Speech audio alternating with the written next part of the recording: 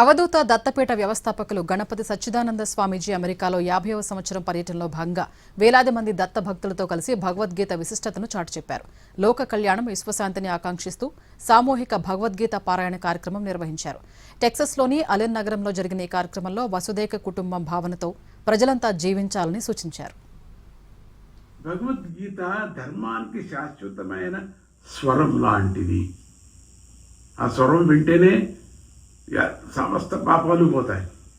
వేణుస్వరం విన్నట్టుగా ఇలా జీవించాలి.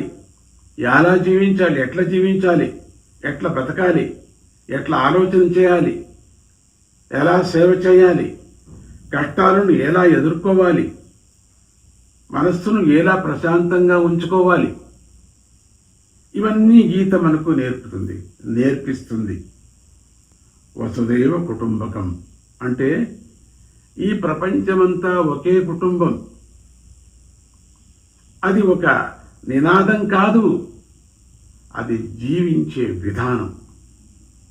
ప్రపంచమంతా శాంతిగా ఉండాలని, ప్రతి కుటుంబము సుఖ శాంతులతో వర్ధిల్లాలని ప్రార్థించడానికే మనమంతా ఇవాళ ఇక్కడ చేరుకొని ఏకకంఠంతో గీతాపారాయణం చేశాం.